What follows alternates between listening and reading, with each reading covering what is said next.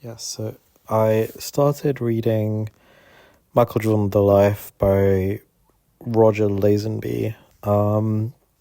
And my thoughts on the prologue are, um, yeah, it's interesting.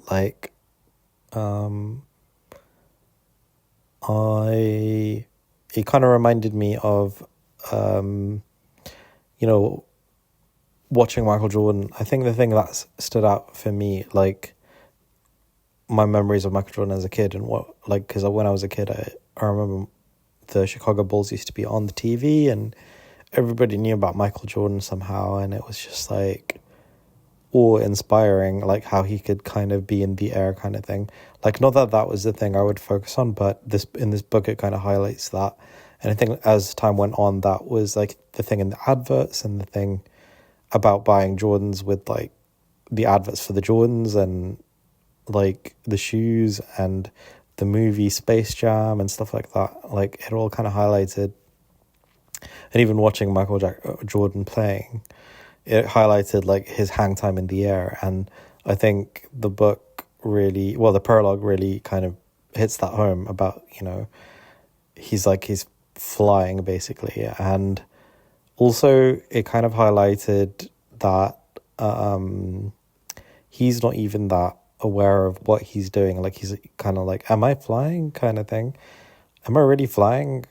I think I am kind of thing. I don't know. There was a comment about that in that prologue. And the weird thing though is at the end, what stood out to me was it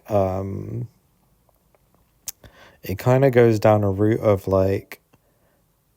nobody really understands who the man behind all of that stuff is and what his purpose was and what his goals were and what kind of person he was. And it highlights that by speaking about the 2009 Hall of Fame awards where Michael Jordan was inducted to the Hall of Fame. And I had seen this video before, but I checked that out again. But basically the book says people were in awe and shock about how he kind of delivered his Hall of Fame acceptance speech, and that he kind of remembered old rivalries and old coaches and stuff, and he called them out and in dismissively or something because they didn't include him in the team and stuff like that, old grudges. That kind of made him who he was. And I didn't really feel what the book was kind of saying when I saw it, when I saw the Hall of Fame speech, because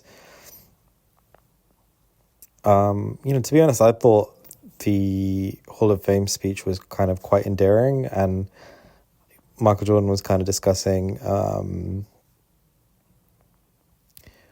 the things that kind of propelled him to kind of be better and work harder and improve on his weaknesses, because these people kind of held him back before, and he used that as fuel to kind of fuel his improvement and progression, and to not just give up and be oh yeah, okay, this guy beat me to the team, I'm just gonna leave it there.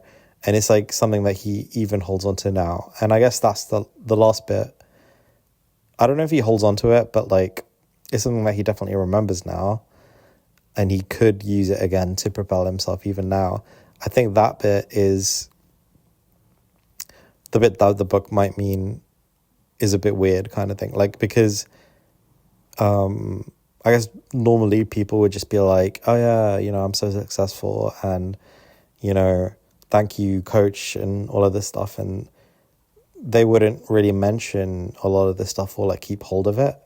But because he kind of sounds like he's keeping a hold of all these grudges that he had before, it kind of makes him sound weird. And the thing is, to be that successful, I think you have to be a little bit weird, or you have to hold on to these grudges. But it didn't really stick out to me as him being dismissive. I think he still had respect for all of these people.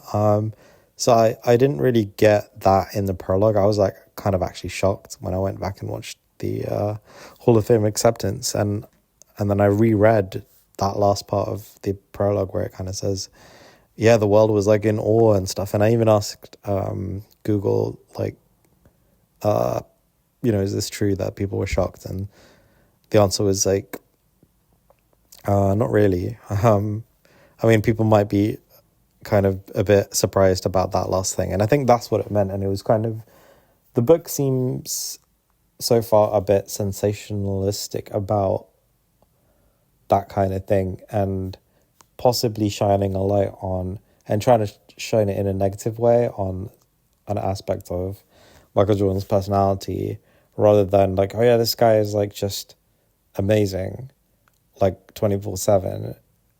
It's trying to shine the light on like, actually there's things which are like maybe not that amazing underneath the surface, but the end result was amazing during that period of time. Which is fair enough. Like, I think it's a cool aspect to have. And, well, no, it's not a cool aspect. Like, what I'm trying to say is it's interesting to view it like that. And I for one, don't think anybody's like perfection and godlike, but I could still look up to somebody like Michael Jordan and be like, he espoused a lot of values that made him successful and that I can maybe take for my life and kind of apply in my own way, which might improve my success in my life, and without kind of putting him up on a pedestal, like in terms of like idol worshipping sort of thing. So yeah, those were my initial thoughts, just a brief one, and I look forward to the next chapter.